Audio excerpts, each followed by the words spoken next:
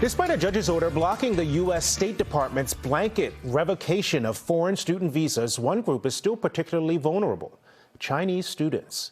NBC 10's Oscar Margain joins us live from Northeastern University.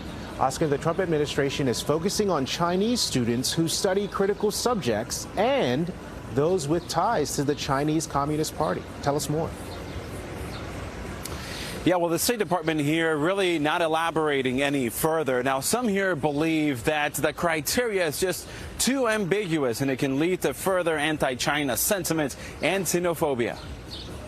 I always want the voice of Chinese students or say the Asian community like being louder. Recent graduate Kiki Wong is concerned for the 250,000 Chinese students who are trying to finish their studies in the U.S.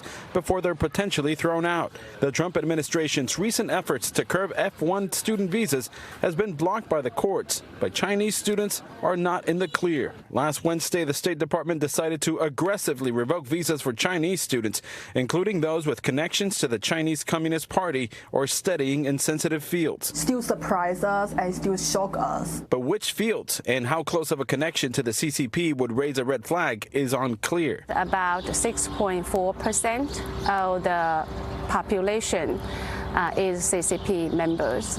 And then of this 6.5% of population, about 7% work in the government capacity. Min Ye, an international relations professor at BU, says the likelihood of finding a student with a direct tie to the CCP is quite low.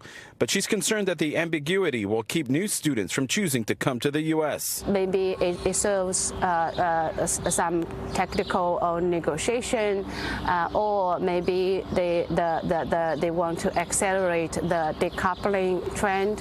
Either way, it's very concerning. It's not just a financial loss to higher education, but a blow to the cultural exchanges on campus, like the ones Kiki's professor Hua Dong leads at Northeastern. Right now, it's just doing what I can do the best, which is to design more engaging and immersive learning experience for the students, and hopefully the students will come in with more open-minded.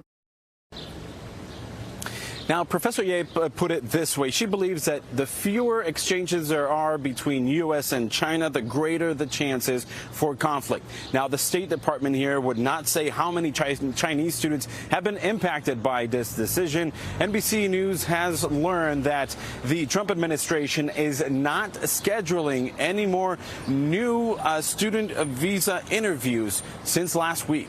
Reporting live in Boston, Oscar Margain, NBC 10 Boston.